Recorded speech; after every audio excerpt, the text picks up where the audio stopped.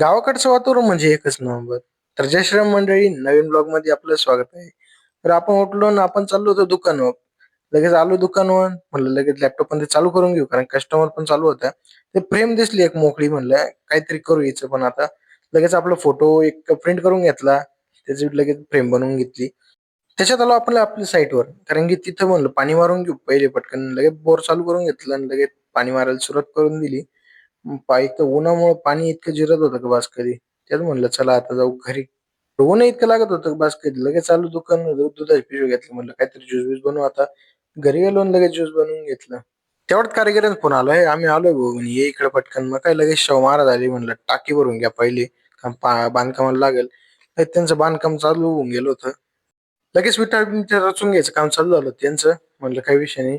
त्याच्यात आपल्याकडे आले रोहित भाऊ, त्यांचं काय वेगळं सिस्टम चालू होती त्यांनाच माहिती. ते बाबा आले होते, त्यांना झेरॉक्स मारायची होती. त्याच्यात रोहित भाऊने घेतली होती नवीन गाडी. म्हणलं चला चक्कर मारता मारता लगेच त्याचे पोहोचलो त्याच्या घरी, कारण अक्षरदादाचं लग्न झालं होतं, त्याची सीडी आलेली होती, ती कॉपी करायचं काम चालू होतं. ते काम आटपलं आणि रोहित म्हणलं चल भाऊ मला ते सोडून आता पटकन. तयार होऊन आपण निघालो लगेच ड्युट्यांच्या ठिकाणी जायला. होत्या अमोलदादाच्या ड्युट्या. गेलो लगेच आपल्याला भेटले डॉक्टर साहेब. मग काय गप्पा बिप्पा झाल्या, लोक यायला सुरुवात झालेलीच होती.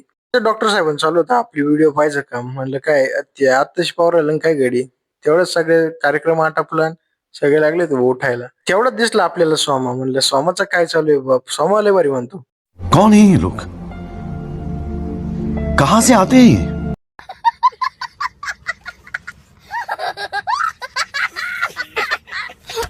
ड्युट्यांचा कार्यक्रम आटपला ना, आपण आलो लगेच साईटवर, कारण पाणी मारायचं होतं भरीवर. ते मारून झालं.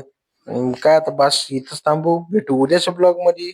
तोवर सगळे व्हिडिओ पाहा, व्हिडिओला लाईक करा. धन्यवाद.